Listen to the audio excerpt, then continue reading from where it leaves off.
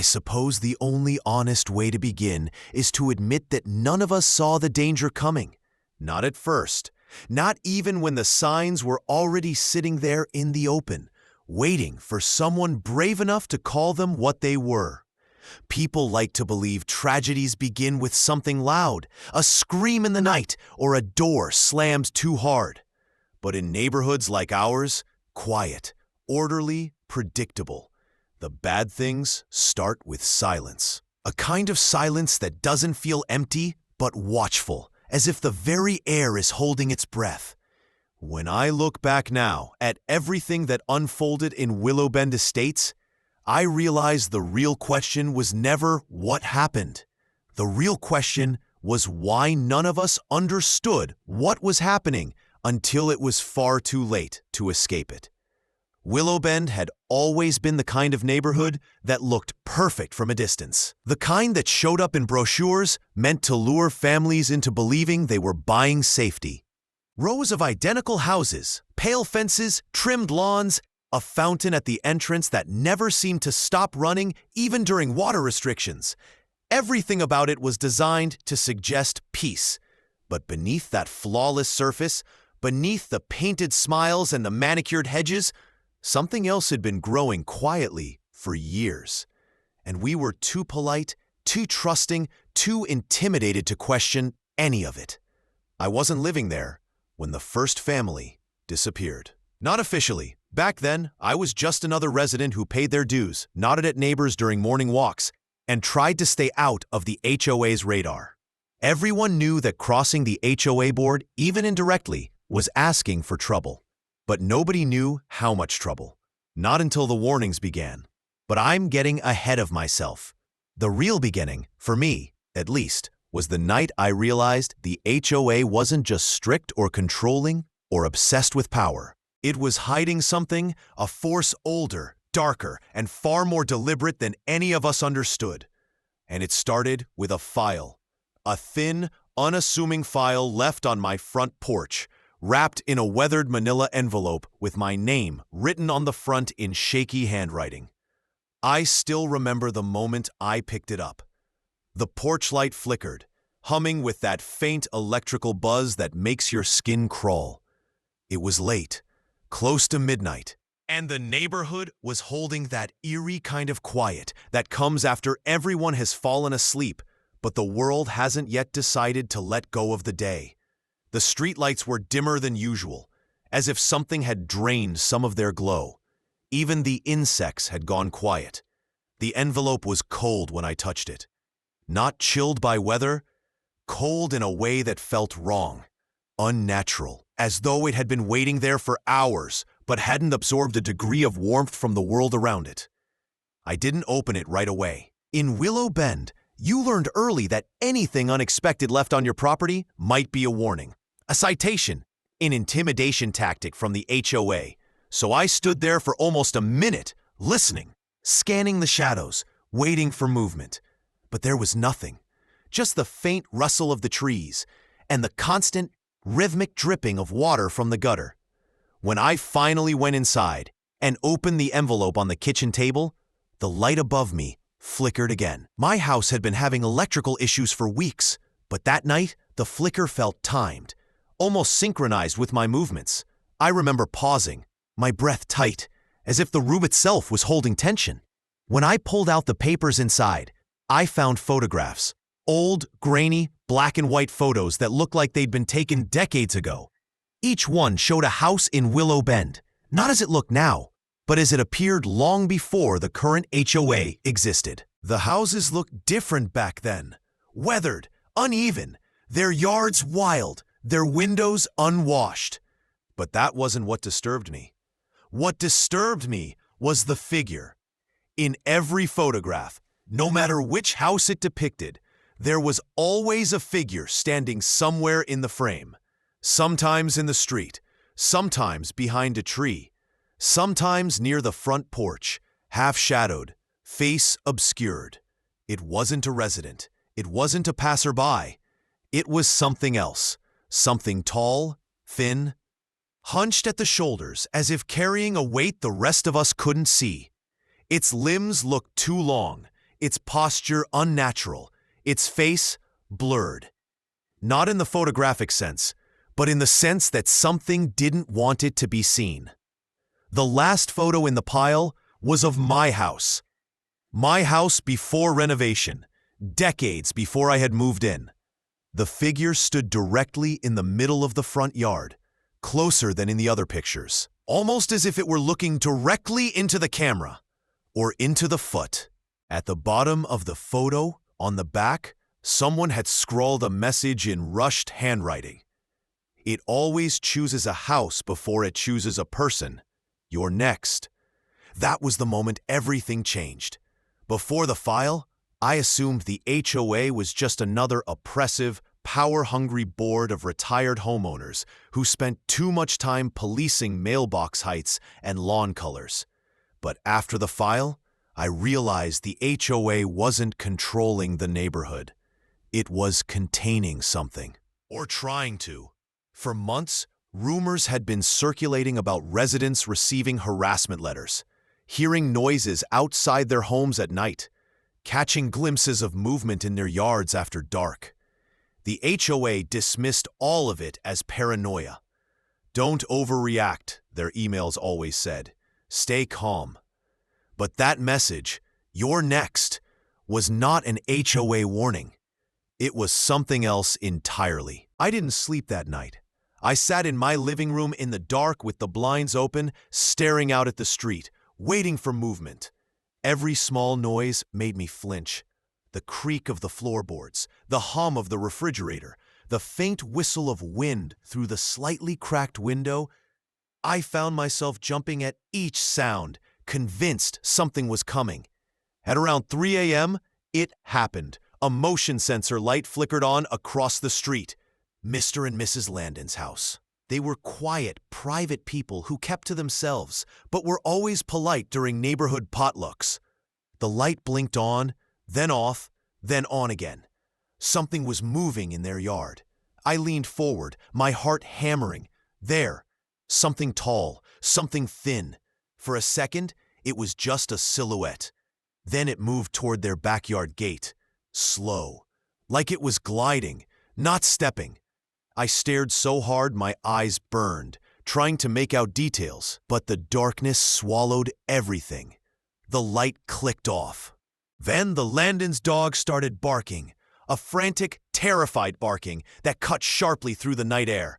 Not aggressive barking, not territorial barking, fear. Pure, unmistakable fear. The barking intensified, echoing through the neighborhood for nearly a full minute before stopping abruptly. Not fading away, stopping, as if muted. I didn't move for 10 minutes.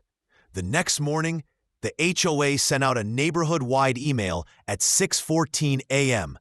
It was brief. Please disregard any disturbances last night. There was an animal incident on Redwood Court. HOA security has resolved it. But the Landons were gone. Their house, empty. Their car, still in the driveway. Their dog, missing. No moving truck, no farewell note, no explanation. The HOA posted a cheerful sign on their porch. Property under maintenance, no entry. Nobody questioned it. Nobody except me. When I tried to ask the HOA about the noise the night before, they shut me down immediately. The board president, Meredith Klein, replied to my email within 20 minutes, which was unusual for her. People waited weeks for replies from Meredith. Her message was short, curt. We advise residents not to speculate. Please remember, your HOA agreement prohibits spreading misinformation or inciting fear. Inciting fear. I remember staring at the phrase, feeling something cold curl in my chest. That wasn't the language of reassurance. That was the language of suppression. From then on, I paid closer attention. And the more I watched, the clearer the pattern became. Every few weeks, a new family moved away. One day they were there. The next day, their windows were shuttered, their mail was stopped, and an HOA maintenance sign was placed on their door. And every time it happened, there were disturbances the night before. Lights flickering, pets acting strangely. Mysterious shadows moving between houses after midnight. It wasn't random, it was a selection. And the homeowners who vanished all had one thing in common. They fought the HOA at some point. A dispute, a complaint, an appeal. Even something as small as refusing a citation. The HOA wasn't just enforcing rules, it was feeding something. Something that chose a house, then a person. And the board ensured it was never hungry. But the night I realized how deep it went, the night I saw proof that the HOA knew exactly what it was dealing with, happened a week after receiving the file. I heard a knock at 2:37 a.m. Not a polite knock, a slow, heavy, deliberate knock. 3 times. Each knock vibrating through the wood as if delivered by something unnatural. Something too strong and too tall to be human. I didn't open the door. I didn't move. I sat in the hallway, holding my breath, listening. The knocks came again. 3 times. Then, silence. I stayed frozen for what felt like hours, but it was only 12 minutes. At 2:49 a.m., as quietly as I could, I approached the peephole and looked out. There was nothing. No person, no shape, no movement. Just the quiet street illuminated by dim, flickering lights. But something had been left on my porch. A card, plain, white, clean. I didn't open the door until sunrise. When I finally picked up the card, my stomach sank. It wasn't from the entity. It was from the HOA. The card had only one line printed in bold letters. This is your final warning. The board knew. They were trying to stop the thing. They were working with it, or for it. And all of us, every resident in Willow Bend, were nothing more than names on a list. A list the HOA managed. A list the entity watched. And when I lifted the card, I discovered something written underneath it on the wooden step. Shallow scratches, carved by long, thin fingers. 4 words. I have chosen you. That was when I realized the file wasn't a warning. It was a countdown. And my time was running out. Looking back now, I think the strangest part was how quickly fear started feeling normal. In Willow Bend Estates, fear stopped being a warning and became a daily routine, like checking your mail, caking out the trash, or making sure every light in your house still worked. At some point, each of us developed our own quiet rituals, ways to convince ourselves that we still had control. Some neighbors left their porch lights on all night. Others installed extra locks, motion cameras, or small wind chimes near their doors, so they would know when something or someone passed by in the dark. But no amount of preparation changed the truth we all felt, but never said out loud. The HOA wasn't protecting us from something outside. It was managing something inside, something already living among us. For days after the final warning card appeared on my porch, I lived with a growing certainty that someone was watching my every move. It wasn't paranoia, not the kind people dismiss. It was a quiet, measured, deliberate observation. A presence that felt less like a stalker and more like a judge, waiting to see what I would do next. I tried to act normal at first.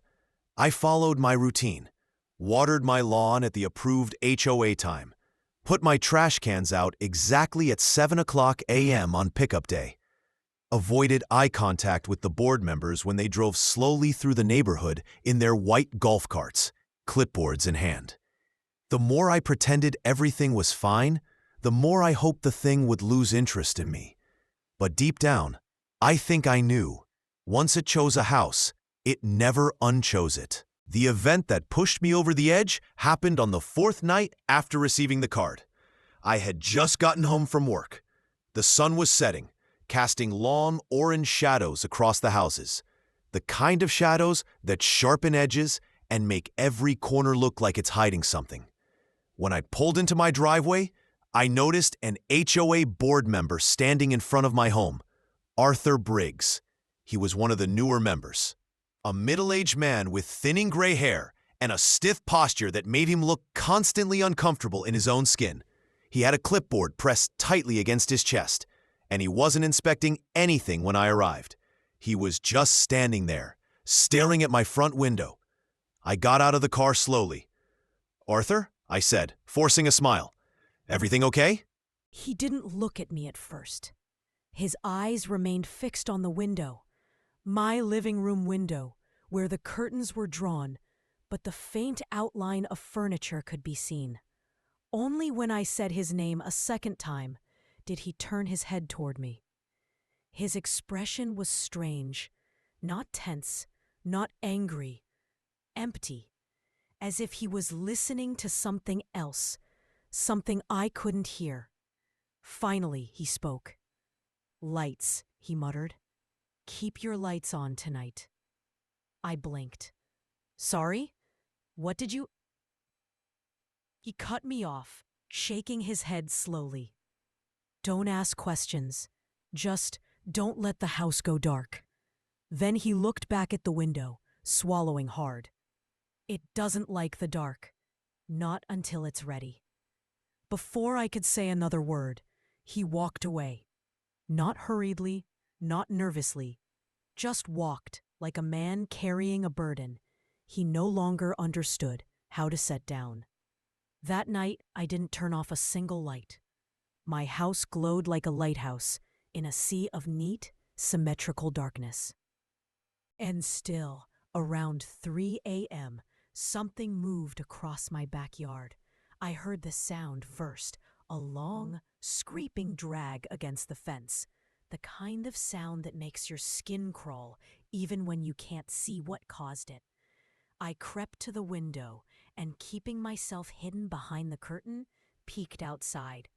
First, I thought it was a trick of the shadows, a long, thin shape sliding along the fence line.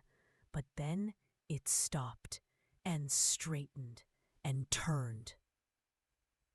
It was Paul, too tall, its silhouette towering, with limbs that didn't fold naturally at the joints. Its head tilted with a slow, deliberate movement, as if sniffing the air or listening for something beneath the ground. My heart pounded so loud, I was sure it could hear me. The lights inside my house flickered, once, twice, then steadied. The shape stilled. For a moment, I swore it was looking directly at me, even though I was hid at Fiden. A long pause followed. Into the neighbor's yard. The next morning, the HOA sent another email. "Please remember to report all wildlife disturbances. Do not approach unfamiliar animals." Animals. That was the first time it became clear. The HOA wasn't lying to cover the truth. It was lying to misdirect it. Whatever was stalking Willow Bend wasn't wildlife. It wasn't a person either. But the mystery wasn't what the entity was. It was why the HOA was letting it choose us. And why they seemed to know exactly who was next. I knew I had to investigate. Not to expose the HOA or save the neighborhood. I'm not brave enough to pretend that. I did it to survive.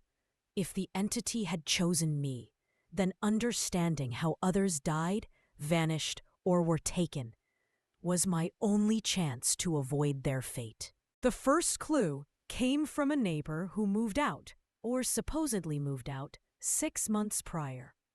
The Hendersons. They had once been HOA darlings, a model family who never missed a meeting and enforced rules even more strictly than the board itself. But one day, without warning, they were gone. A for sale sign never appeared. No moving truck ever came. And their house was sealed by the HOA within 48 hours. The memory stuck with me. Their house had something the others didn't. A basement office.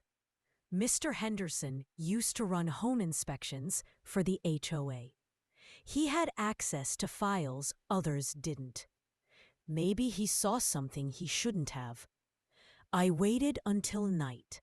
Not late, just late enough that the board members made their rounds and retreated back to their homes. I parked my car 2 streets away and walked quietly in the dark, avoiding the streetlights, listening for unnatural movement. The Hendersons' house stood at the end of a cul-de-sac, pale and silent, its windows covered from the inside. Blackout curtains. The porch sign read, "Property under maintenance. No entry. Violation of entry guidelines will result in fines." But the front door was unlocked. The air inside was stale, cold in a way that made goosebumps climb instantly across my skin. The house smelled wrong, like soil and metal and something faintly rotten beneath it. As I stepped inside, I felt the floorboards vibrate slightly under my shoes, as if something had passed through the structure recently. Something heavy, something that didn't walk so much as slide. I moved room to room, careful not to touch anything. The living room looked normal at first glance. Furniture still in place. Television mounted on the wall. Family photos neatly arranged on shelves. But the photos, they had all been altered. I would only realize this later, when comparing them to photos I remembered from before. In every frame, one of the family members had been scratched out.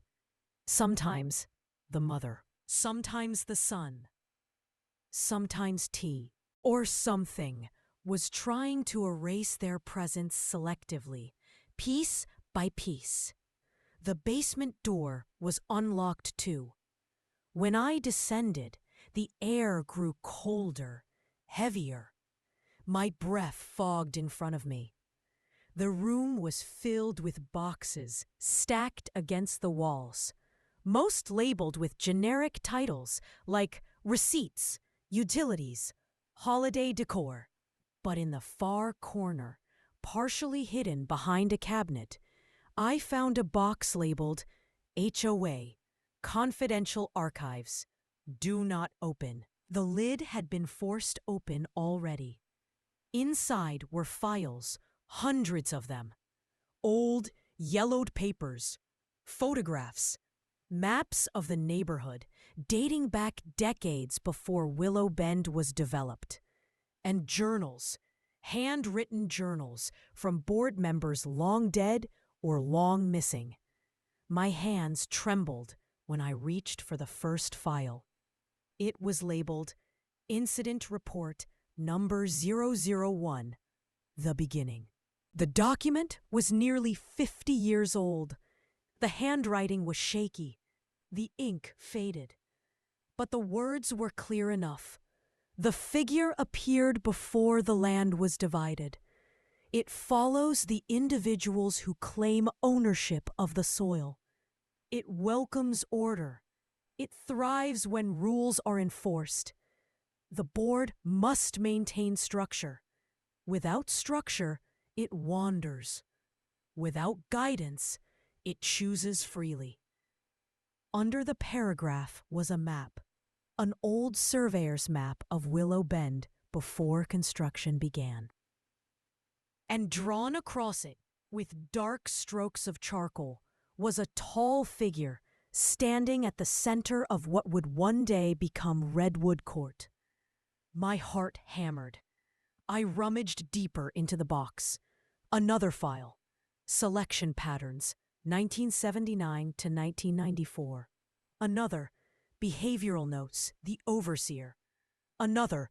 Containment Strategy Revised. The Overseer. That was the name they gave it. The notes described its height, its movements, the way it chose individuals based on conflict. Chaos. On fractures, arguments, disputes, broken rules. The HOA's purpose wasn't to enforce harmony for peace. The board enforced harmony to keep the entity calm, to keep it fed in controlled ways. And when residents challenged the HOA, they disrupted that balance. The overseer viewed them as threats, and threats were consumed. My breath caught in my throat as I flipped through photo after photo. Some were the same photographs I had received in the envelope. Others were worse, images of families whose faces appeared stretched or blurred, as if the entity had touched the negatives themselves. Images of houses with long scratches across doors and windows. A picture of a man, face pale, mouth open in a silent scream, standing in his living room while a shadow as tall as the ceiling loomed behind him. The last file in the box made me freeze. It was labeled Current Priority Targets. Inside, there were only 3 sheets of paper, 3 names. The second name was Arthur Bre. The third name was mine. Beside each name was a set of dates, sightings, and notes describing unusual activity around our homes. Scratches, movement, lights flickering, selection proximity increasing. I didn't even realize I was shaking until the file slipped from my hands. That was when I heard it. A soft, deliberate tap, tap, tap, coming from upstairs. My breath froze in my chest. The tapping wasn't frantic or random. It was slow, rhythmic, as though someone or something was signaling its presence. I stepped backward quietly, praying the floor wouldn't creak. Tap, tap. The sound moved across the first floor. Light, inhumanly light, as if long limbs were walking on their fingertips. A deep, unnatural creak followed. Not the creak of wood, the creak of something tall ducking beneath a doorway. I glanced at the basement ceiling. Shadows above shifted. Then another sound. Not tapping, breathing. Slow, heavy breathing. As though something massive stood directly above me, inhaling the air from inside the house. I grabbed one file, only one, shoved it into my jacket, and backed toward the basement stairs. I waited, listening. The breathing moved toward the stairs. One step, another. I pressed myself against the wall, heart slamming so loud I thought it would echo. The stairs groaned under an incredible weight. Something began descending, slowly, almost lazily, as though savoring the moment. I bolted. I sprinted across the basement, out the side door, and into the cold night air. I didn't look back, not once. I didn't stop running until I reached my car parked 2 streets away. I fumbled with the keys, hands shaking, lungs burning. Finally, I got inside, locked the doors, and sped away from the neighborhood. As I drove, I saw something in my rearview mirror. Something tall, standing at the end of the street, its silhouette almost blending into the night sky. Watching, waiting. I didn't go home. Not that night. I parked in an empty church lot miles away and sat in my car, gripping the steering wheel until dawn. The file I stole was simple, only a few pages, but it contained something the others didn't. A meeting transcript, a closed-door HOA meeting, handwritten by someone who clearly didn't trust the others. The date was recent, only 2 months old. The transcript recorded a discussion among the board. The overseer is becoming more active. It grows stronger with conflict. We must continue selections before it chooses outside our list. What if it chooses one of us? Then we feed it faster. And finally, The next house has already been marked. Under those words was my address. A chill went through me so violently, I dropped the papers. The overseer had chosen me because the HOA had allowed it, because they needed it to need someone.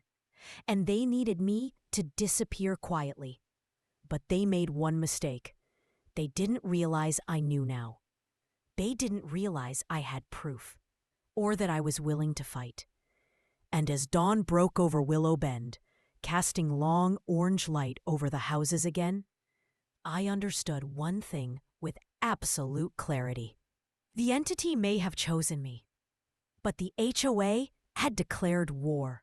When morning finally arrived after the night I fled the Henderson house, the sky looked strangely muted, pale, washed out, as if the sun itself was exhausted from watching what had happened.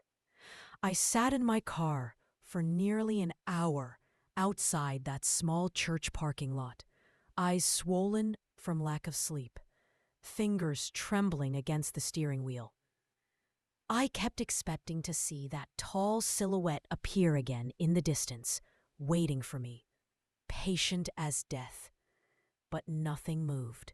Not a shadow, not a sound, only the cold morning wind tapping against my half-open window. Inside my jacket, the file burned against my chest like a prophecy.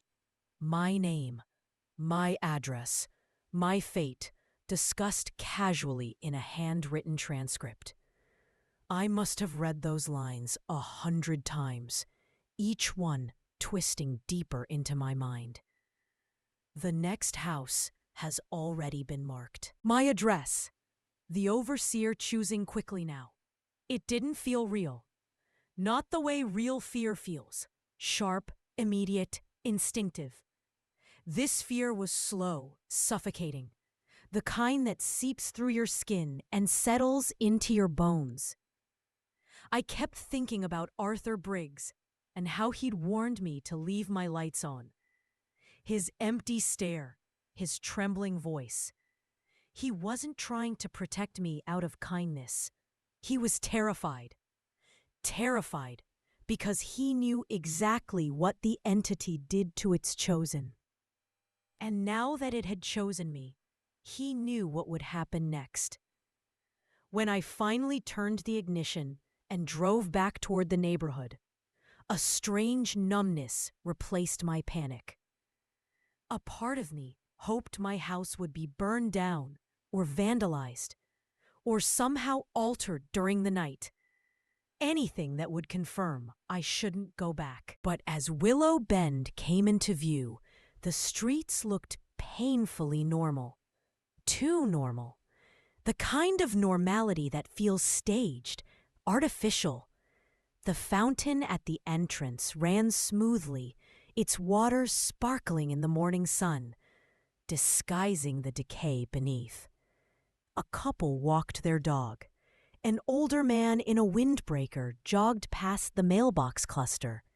A kid waited for the school bus at the street corner, backpack slung lazily over one shoulder. Everything looked just as it always had, and yet it all felt wrong. I turned onto my street. Every house stared back. That's the best way I can describe it. Their windows looked like eyes, cold, reflective, observant. The silence was louder than the cars passing in the distance. It felt like the entire neighborhood knew something I didn't, and then I saw it. But as Willow Bend came into view, the streets looked painfully. A white golf cart parked at the end of my driveway. Meredith Klein, the HOA president, stood beside it, clipboard tucked neatly under her arm, her hands clasped behind her back in that unnervingly polite way she had. She was smiling, not warmly, not kindly, smiling like someone greeting a witness before a trial they've already rigged. I parked a few houses away instead of pulling into my driveway. Something inside me refused to approach her too quickly. Meredith noticed my car and raised her hand in a calm wave, as if nothing unusual had happened in the last 48 hours. "Good morning," she called out across the street, in a tone that suggested there was only one acceptable reply. I swallowed hard, stepped out of my car, and walked toward her. Every step felt slow, heavy, deliberate. "Meredith," I said, trying to keep my voice steady. She tilted her head slightly. "You weren't home last night," she said, not in a questioning tone, but an accusatory one. I froze. "How do you know that?" She ignored the question entirely and instead scribbled something on her clipboard. "It's important to be present during neighborhood hours," she said. "We've had incidents recently. You know how it is." "Yes," I said. "I heard something." Her pen stopped. She looked up slowly. "What did you hear?" There was a mistake in her question. Too much eagerness, not enough concern. She wasn't asking out of fear. She was asking out of oversight, management, control. "I heard something moving in my yard," I said carefully. "Something tall." For a moment, just a fraction of a second, her smile faltered. It was small, barely noticeable, but it was real. And in that tiny crack of composure, I saw what not of the overseer. She was afraid I wasn't following the plan. "People hear things all the time," she said quickly, too quickly. "Wind, animals, old pipes." She paused. "You shouldn't let your imagination get the better of you." I wanted to ask her about the Hendersons, about the files, about the night I saw the overseer in my yard. But something at the edge of my vision caught my attention. Behind Meredith, inside my house, a shadow moved. Tall, thin. Lingering near the front hallway window for a fraction of a second, as if testing the light. I blinked. It vanished. Meredith didn't turn to look. She didn't need to. She knew. She cleared her throat, adjusted her clipboard, and offered another tight smile. "We're doing a walkthrough today," she said. "House inspections. I'd like you to be home this afternoon." "Why?" I asked. Her smile widened, but her eyes remained empty. "Because," she said softly, "it's time to ensure you're aligned." Then she stepped aside, gesturing to the front door like she was inviting me into my own home. I wanted to run, but I forced myself to walk inside. Not because I wasn't afraid, because I was terrified. But the entity had already marked me. The document said it. The movement in my yard confirmed it. Seeing its shadow in my hallway left no doubt. Running wouldn't save me. Understanding might. The air inside my house felt heavier than usual, thick with a faint metallic tang. The lights were still on from the night before, every room humming with an uncomfortable brightness. I closed the door gently, listening for any sound. For several minutes, I stood in silence, waiting for movement. Nothing. I set the stolen file on my dining table and locked every door and window. Not that locks mattered to something like the overseer, but the illusion of safety helped me think. Then I heard it, not from inside the house, from outside. A soft knock, slow, gentle. Not at the front door, at the living room window. My breath stopped. Slowly, I stepped toward the sound. The curtains were drawn, but I could see the faintest outline of something tall leaning against the glass from outside. It didn't tap again. It dragged its fingers lightly across the window, a long, scraping whisper that sent a violent shiver down my spine. Then, silence. When I finally gathered the courage to pull the curtain back, I did it in one sharp motion. Nothing stood there, but the glass was marked. 5 long scratches trailing downward, each one deeper than the last. I stumbled backward, heart racing. It was warning me, or claiming me. Before I could process the terror flooding through me, there was a sharp knock at the front door. This one human, rapid, precise. 3 quick bursts. I jumped. A voice followed. "Open the door," someone whispered harshly. "Please," I hesitated, staring through the peephole. A woman stood on my porch, one I recognized vaguely. She lived on the next street over, though I'd never spoken to her directly. Her name, what was it? Tanya? Tara? Something like that. Her hair was disheveled, her breath coming in frantic bursts. "Please," she whispered again. "It's about the Hendersons." That name cut through my fear like a blade. I unlocked the door and let her inside quickly, locking it behind us. She stepped in, her eyes scanning every corner, as if expecting something to be hiding behind the furniture. "You shouldn't have gone there," she said without introduction. "The Henderson house. You shouldn't have gone inside." "I didn't know anyone else knew." She shook her head violently. "The HOA knows. They always know." She grabbed my arm. "You have to listen. I saw something the night they disappeared." My breath caught. "What did you see?" She swallowed hard, unable to speak for a moment. Her hands trembled as she pushed her hair back from her face. "They didn't move away," she whispered. "They didn't run. Something came into their house, through the wall." Her voice cracked. "I heard them screaming. I heard the dog. The dog didn't die quietly." She wiped tears from her eyes. I called the HOA hotline. Meredith arrived in 5 minutes with 2 board members. They told me to go inside, to forget what I saw. I exhaled shakily. "And did you?" Para, yes, that was her name, looked away. "No." And ever since then, I've been getting notes, threats, letters about violations that never happened.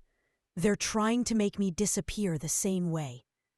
We stood in silence for a moment, both of us hearing the house creak with unnatural weight. Then she whispered, "They're using us. Feeding us to that thing. Key."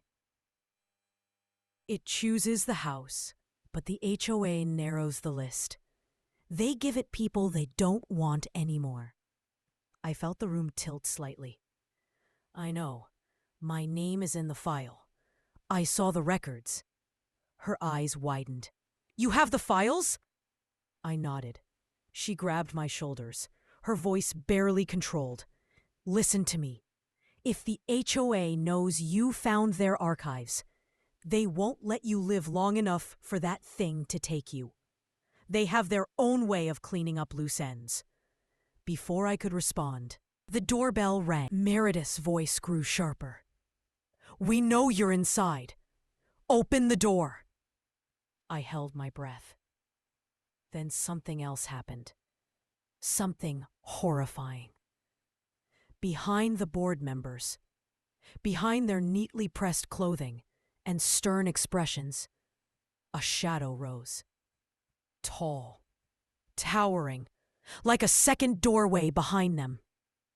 It stretched its long form upward, as if sniffing the air. My entire body went cold.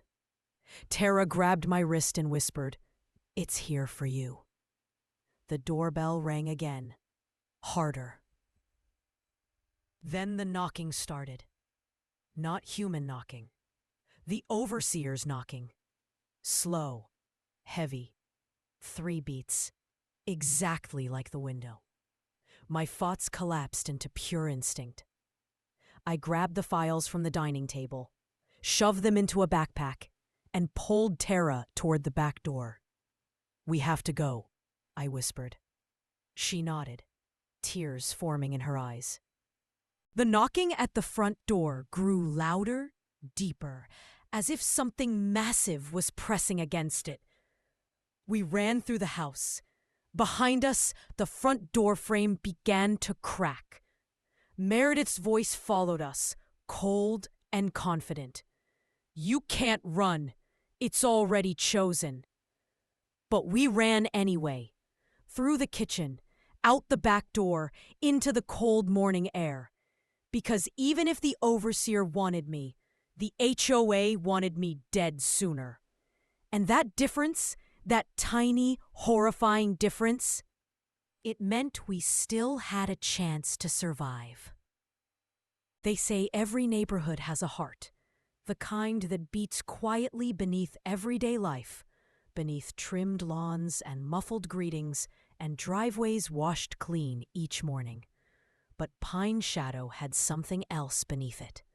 Something that pulsed, yes, but not from life, from memory, from the weight of things buried long before any of us arrived. And by the time we understood that, by the time the whispers crawled far enough into our ears that we could no longer pretend we were imagining them, it was already too late. What I'm about to recount became known later, in the interviews, as the week the neighborhood woke up. To some, it was the week the HOA finally showed its true face. To others, it was the week we all went mad. But in truth, it was neither of those things. It was the week the past stopped sleeping. The week the past reached up with cold fingers and grabbed the present by the throat. You have to understand, by part 3, the neighborhood was already unraveling. Mrs. Delaney had vanished. The strange figure in the cul-de-sac wasn't a rumor anymore. It was an imprint in all our minds. The cameras kept glitching at the same times every night. People whispered instead of speaking. Eyes peered out from behind shutters long after midnight. The children weren't coming out to play anymore. Dogs barked at empty corners, and every house, every single house, felt watched. But part 4 was when the evidence surfaced. The files that were never meant to be seen. The files that proved, once and for all, that something had always been wrong with Pine Shadow. Something older than our families, older than the HOA. Older even than the modern houses we lived in. Those files started with a knock. Not a polite knock, not a neighborly one. A hollow, wooden, slow knock, the kind that carries a weight behind it, as if whoever is knocking knows exactly how much dread each sound will produce. On a Wednesday night, just past 1:17 a.m., that knock echoed through the living room of Martin Hale, the same man whose security cameras had caught the figure in the cul-de-sac. He had barely slept since. His wife had moved to a hotel with the children, unable to tolerate the constant electrical hum that filled their house every night shortly after 3 a.m. The sound that made their lights dim and sway as if a storm were passing overhead. But there was no storm. So when that knock came, Martin didn't answer immediately. He sat frozen on the couch, the glow of his laptop screen pushing against the darkness like a weak candle. He stared toward the front door. His throat tight, sweat pooling on his palms. And still, the knocking continued. 3 knocks. P. 3 more. Always slow. Always matched to the rhythm of his racing heart. He would later say in an interview that he knew something was at the door. But what terrified him wasn't who or even what. It was the unmistakable feeling that it wasn't there to come inside. It was there to deliver something. Martin eventually forced himself up. Each step toward the door felt like walking into thick mud, his legs heavy, unwilling. The The hallway was cold, shockingly cold. And when he opened the door, the porch was empty. But on the welcome mat was an envelope. Old, stained, water-damaged at the corners. The kind of envelope that looks like it survived years of moisture, mold, and neglect. There was no name written on it in ink, but there were faint indentations in the paper, as if the name had once been written, but had long since faded or been scratched off. And on the back, pressed deep into the flap, there was an embossed seal, a circle. Inside the circle, a house. Inside the house, an eye, the HOA's emblem, except older, rougher, cruder, like an early version no one should have ever seen. Martin didn't know how long he stood there staring at it. When he finally closed the door, the lock clicked with a sound too loud for the silent house. He brought the envelope to his dining table, sat down slowly, and just looked at it. He said later that as his fingers slid beneath the flap, he felt something like static electricity prick his skin, as if the envelope had been waiting too long and was eager to breathe again. When he finally pulled out the folded documents inside, the smell of damp earth drifted into the air. The papers were yellowed, edges crumbling. They weren't printed, they were typed, on a machine so old he could hear the echo of hard metal keys behind every letter. And across the top of the first page, just above the typed text, was a Pine Shadow Development, Incident Report Set 7, Structural Discovery Beneath Lot 14. Lot 14, Mrs. Delaney's house. The woman who had disappeared. The report was dated 32 years earlier, long before the current HOA president, long before most of the board members, long before the houses received their modern facades and stylish stonework. Back when Pine Shadow was still a young subdivision, barely a row of model homes, surrounded by dark woods and soil that no one bothered to test. The report described a construction delay during the early development of the neighborhood. Construction crews digging the foundation for Lot 14 had hit something. Not rock, not tree roots, not plumbing or discarded metal. Something else. Something that the report only described using one word: the chamber. No explanation, no details. Only that construction was halted, the site was sealed. And most disturbingly, the men involved in the discovery were not to speak of it too. Each page grew more unsettling. One described a man who had been psychologically affected after entering the chamber. Another described strange sounds like breathing from below that workers heard during excavation. Another page described an emergency meeting among founding board members, though the names were all blacked out with heavy marker. Martin flipped page after page, increasingly horrified. But it was the final page that froze his blood. It wasn't typed. It wasn't even official. It was a loose sheet of paper, folded among the reports as if hidden there intentionally. The handwriting was frantic, uneven, as if written by someone whose hand shook while writing it. Do not build over it. Do not live over it. Do not wake it. Do not return after dark. It watches through the walls. It marks those who disturb it. Lot 14 is... Those 5 words would later form the backbone of the investigation that followed, but at that moment, they were just chaos on a page. Martin stared at them, his breath shallow. And then he noticed it, the envelope still sitting beside him. It wasn't empty. He reached in with trembling fingers and pulled out one more item. A Polaroid. A night-taken photo of what looked like a dirt tunnel. Rough, uneven walls, shadows stretching deep into impossible darkness. But at the very edge of the light, barely visible, was an outline. Something crouched. Something tall yet curled forward, limbs drawn unnaturally close. It had no clear face, just a black mass where one should be. But the shape? The shape suggested it was looking directly at the camera.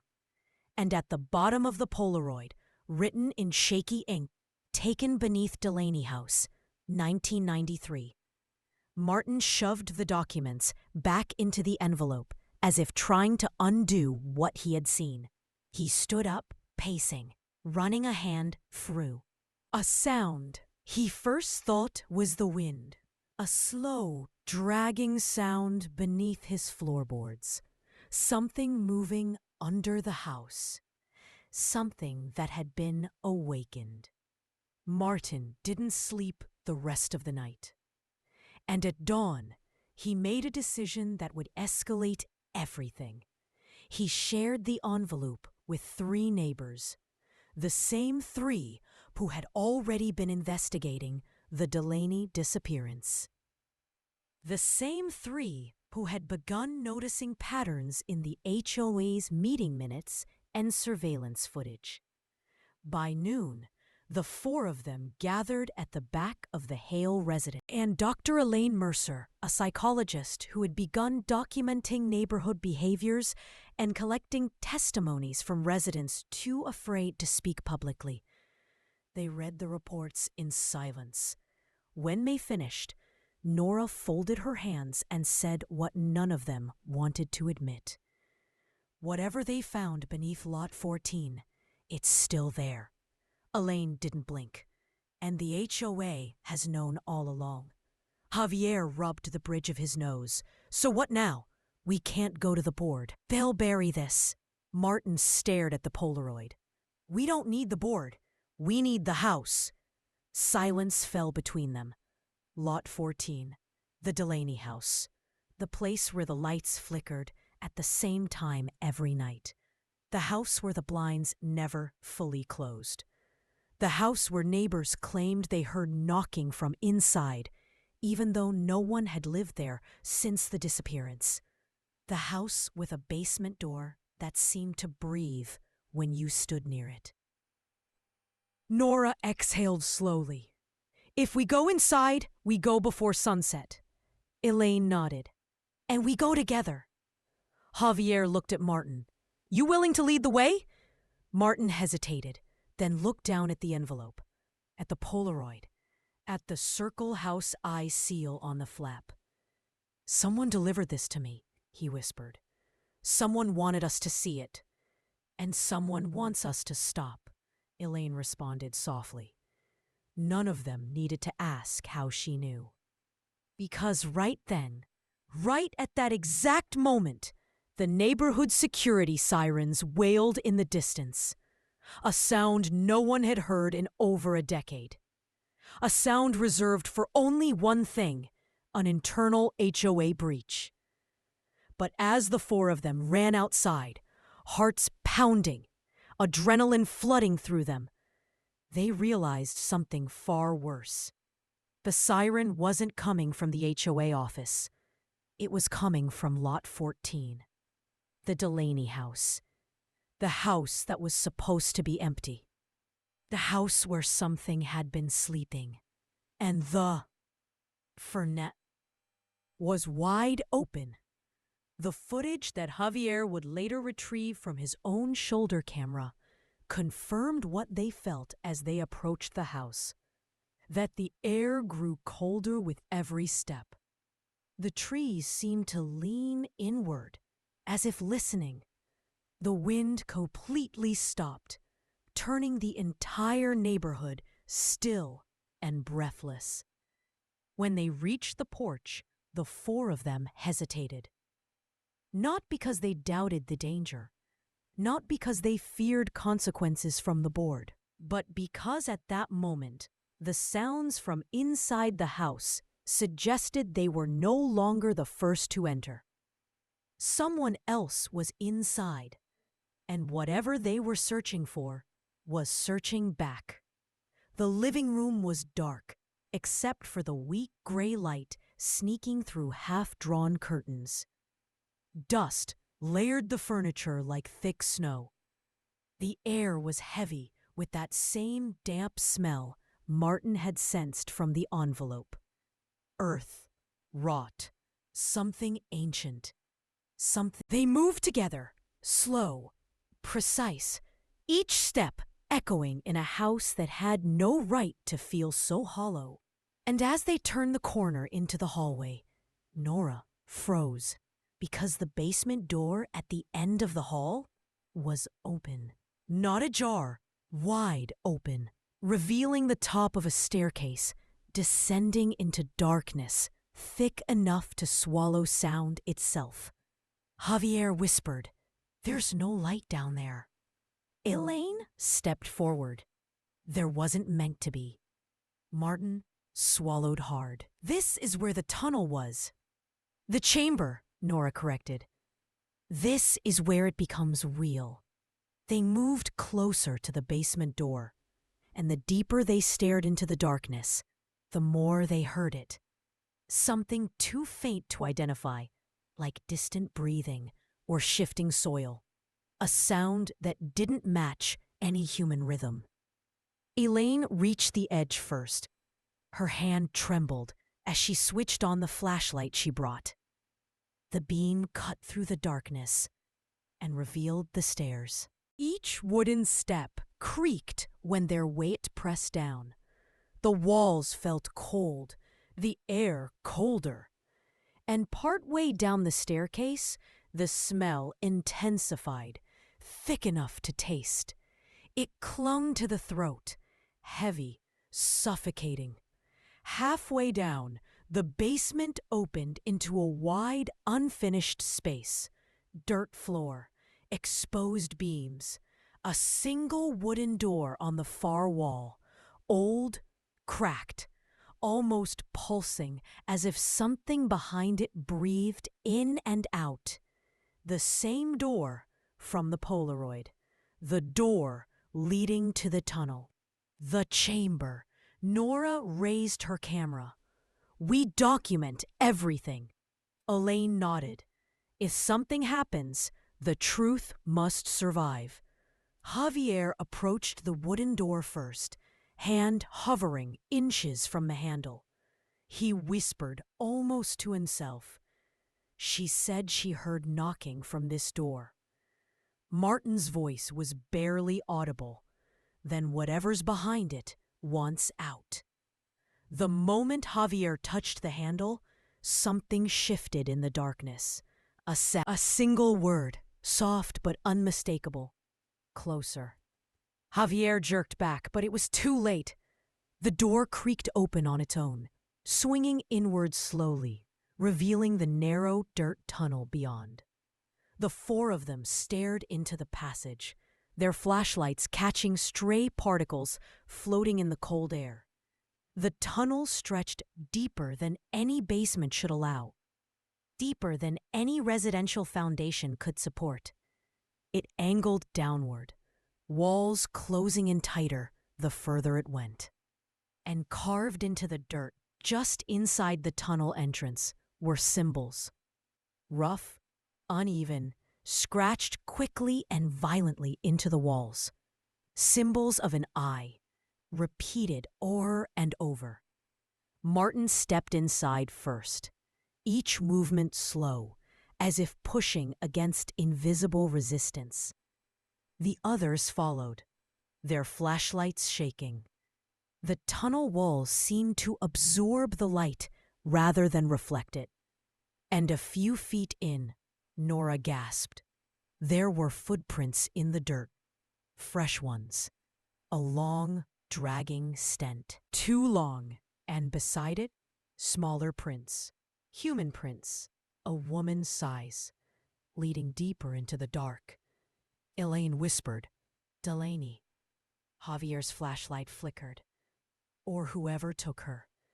They pushed deeper, step by step, breath by breath, and the symbols became more frantic, more distorted, more desperate.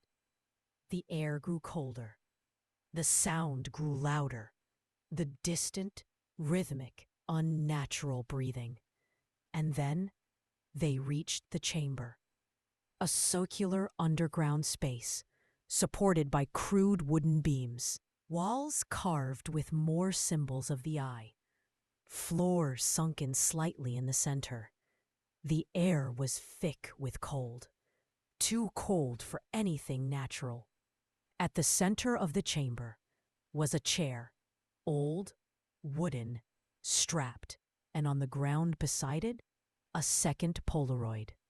Nora picked it up with trembling hands. It showed the chamber, but in the Polaroid, someone was sitting in the chair. A woman, Mrs. Delaney, but behind her, towering, leaning, watching.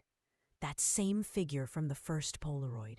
But this time, its face was closer, and its eyes, if they could be called eyes, were turned directly toward the camera.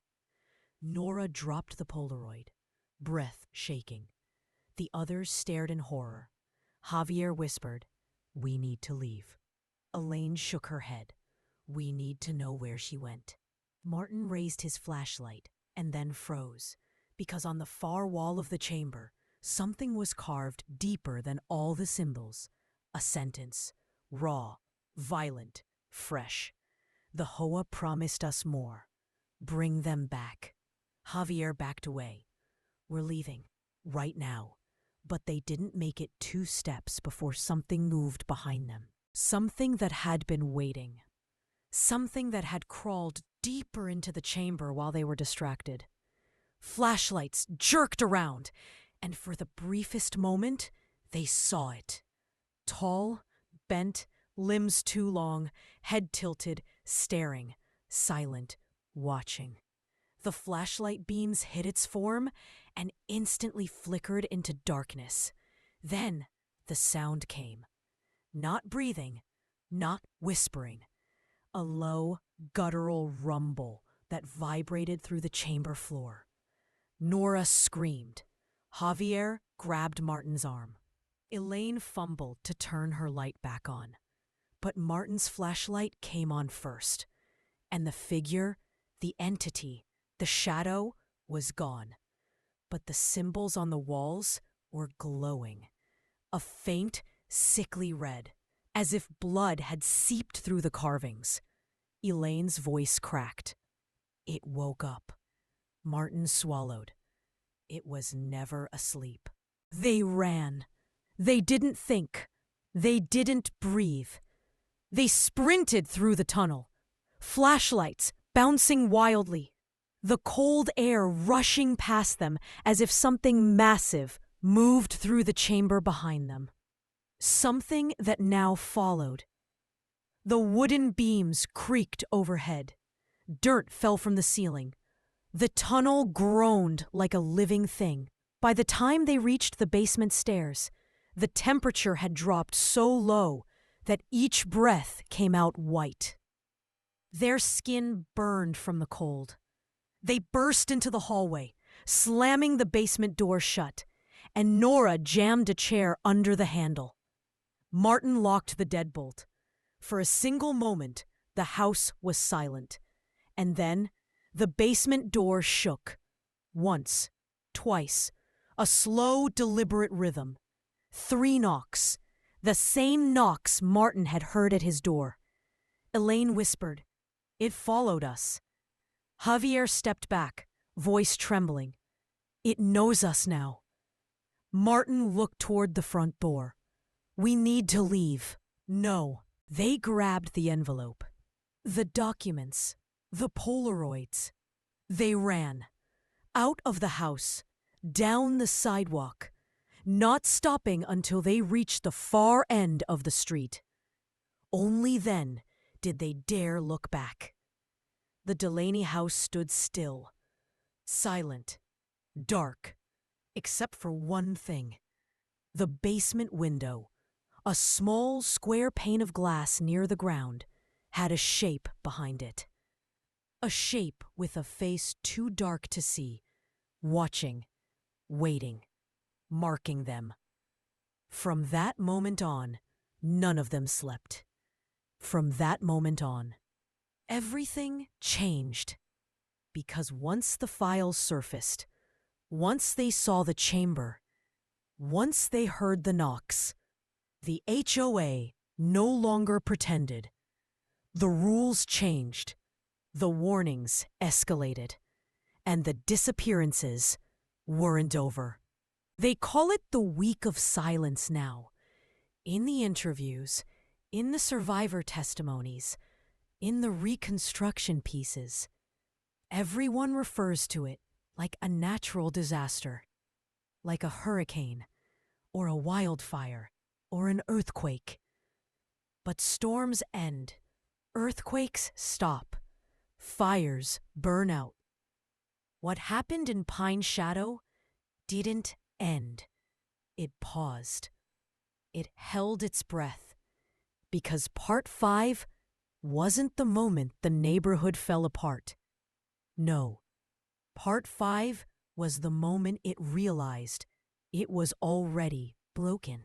The morning after Martin, Nora, Javier, and Dr. Elaine fled the Delaney house, the entire neighborhood felt wrong. Not in the dramatic way you might expect. People weren't running in the streets or screaming or packing their cars to flee. No. The fear was quieter, more controlled, more conditioned. Residents walked their dogs with stiff posture and eyes lowered. Curtains on nearly every home were drawn tightly shut, even though the sun was out and the weather was warm. Children were nowhere, not on bikes, not on the sidewalks, not in backyards. It was as if every family collectively agreed to stay inside. And people noticed something else. The HOA patrol vehicles doubled overnight. White SUVs bearing the neighborhood emblem, the Circle House Eye, rolled slowly along the streets at all hours, each one with tinted windows too dark to see through. No one remembered the HOA ever having this many vehicles. No one remembered approving a budget for them. No one remembered seeing them delivered. But they were there, crawling, watching, waiting. Some residents swore they saw figures sitting in the passenger seats, tall, unmoving shapes that didn't turn their heads. And then, around 10 a.m., every phone in the neighborhood buzzed simultaneously. A message from the HOA board. A message that years later, investigators would identify as the first overt act of containment. Mandatory stay-home notice.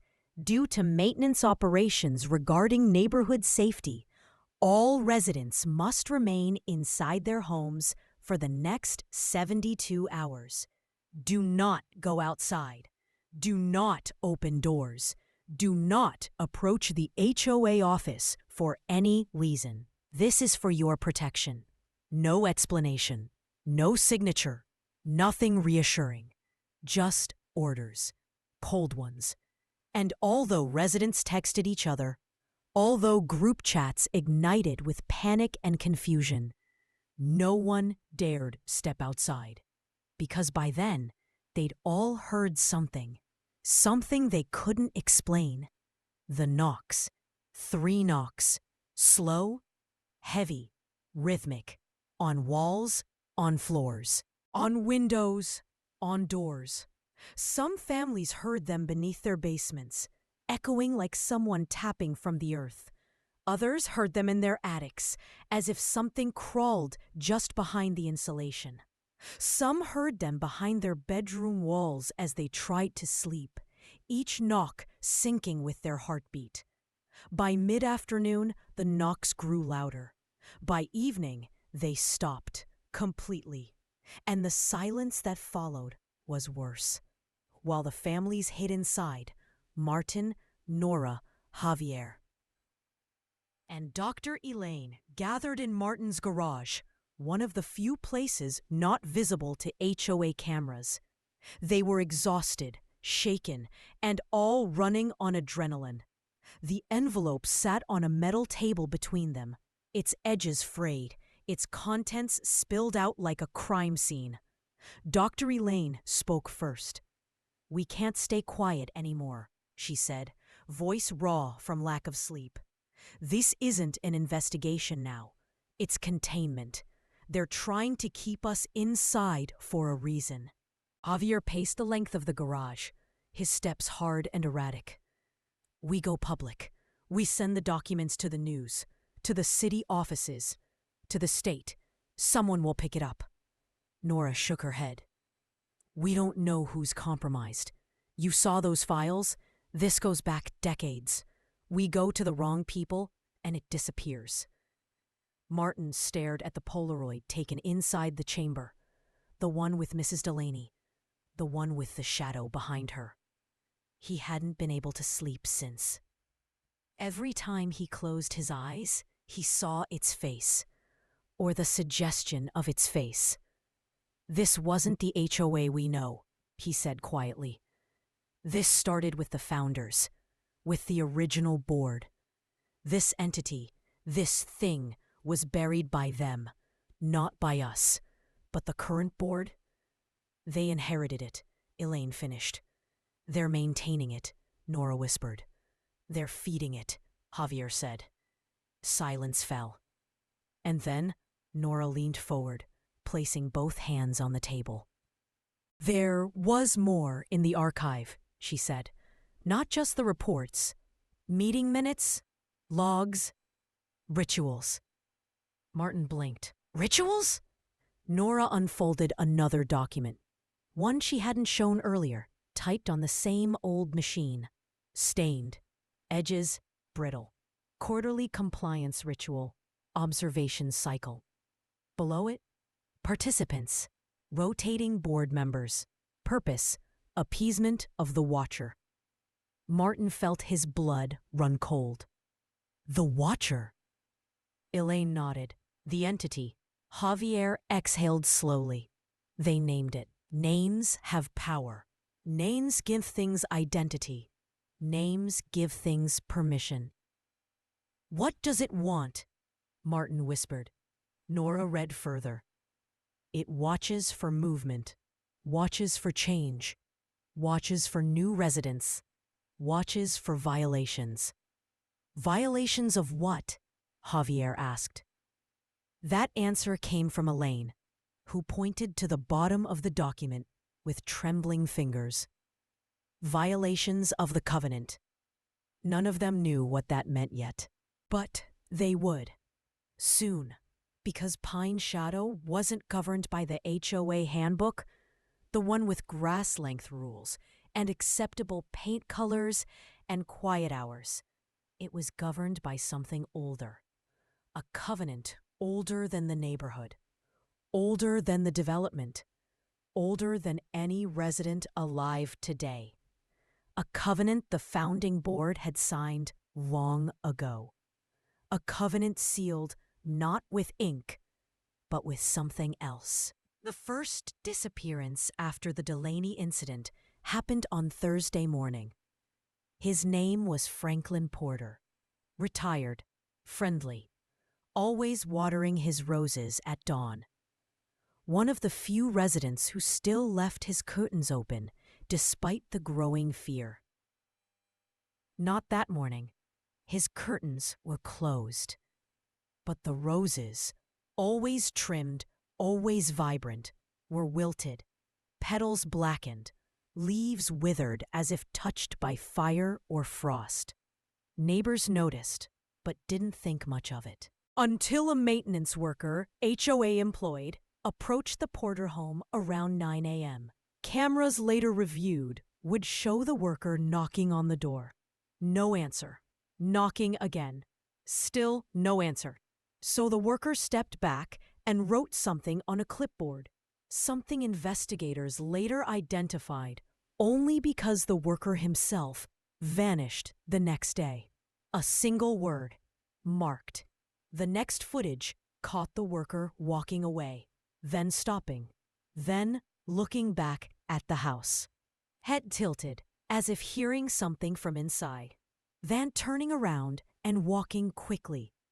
By Friday morning, the neighborhood message boards filled with frantic posts, though few dared say what they actually felt. People used coded language. Strange noises last night. Anyone else? Seeing more patrol vehicles? My dog growled at the hallway for 20 minutes. Anyone heard from the Porters? Why does it feel like the air is thicker inside the house? The knocks. Did anyone else hear the knocks? But one message stood out. Posted at 4:12 a.m. Username: J. Whitaker 92. There's someone in my attic. No one responded. Not because they didn't see it, but because they did see it, and they understood. Later that day, Martin received a text from an unknown number. A single photo. The Delaney house.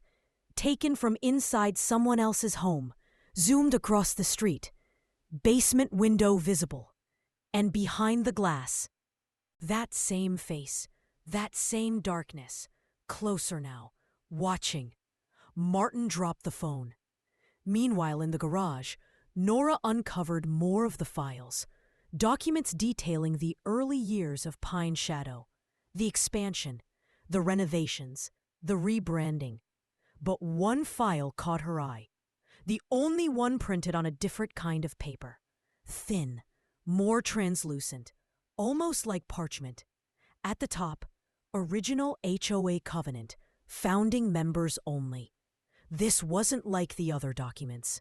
This one felt devotional, written not like a legal agreement, but like a prayer, a plea, a bargain.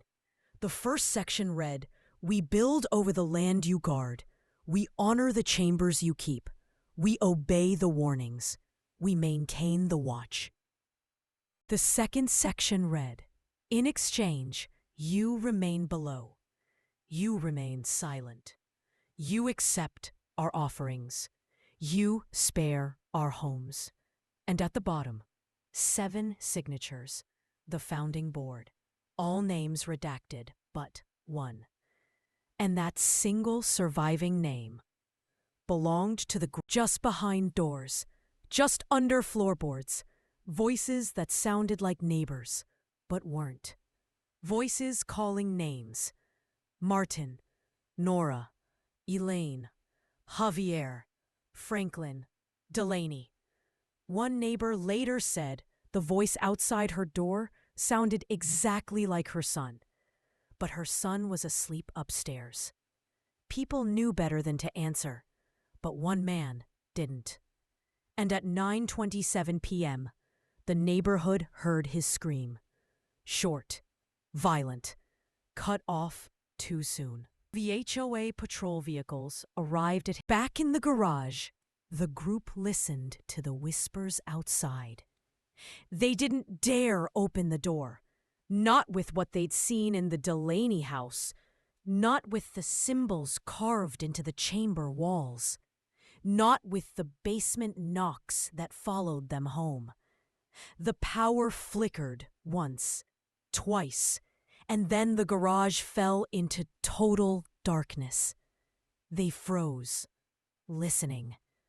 At first, only silence. Then, above them, on the roof, slow footsteps, deliberate, measured. One step, another, another. Then the sound shifted, down the wall, like something climbing, scraping, clawing. Then, a shadow passed over the garage window. Tall, thin, bent. Elaine's breath caught in her throat. It found us. Javier gripped a metal tool, knuckles white. How we didn't go back to lot 14? We didn't have to, Nora whispered. We took the documents. It wants them. And Martin, shaking, said the words none of them wanted to hear. It marked us. The footsteps reached the garage door, paused. Then, 3 knocks. Slow, heavy, rhythmic. The same pattern. Always the same pattern. Elaine whispered, barely audible. It's the covenant. Nora shook her head. No, the covenant kept it contained, but something changed. Javier exhaled shakily. We broke it. No, Martin whispered. The HOA broke it. Years ago. Maybe decades ago. The entity doesn't want the neighborhood. It wants the deal honored. Elaine swallowed hard. Which part? Nora looked at the parchment, at the ancient covenant, at the words, You accept our offerings. The garage fell silent, because that line could mean only one thing. The chamber wasn't just a chamber. It was an altar, a place of exchange, a place where the HOA offered something, or someone, to keep the neighborhood safe. And now, the offerings had stopped, the covenant had been broken, and the Watcher was awakening. That night, one final event pushed the neighborhood over the edge. At 2:43 a.m., every resident's phone lit up again. A photo, sent from the HOA board's emergency contact number. A photo of the Delaney house basement, the chamber, the chair, and a person sitting in it. Not Delaney, not a neighbor, not someone missing. The person in the chair was the current HOA president.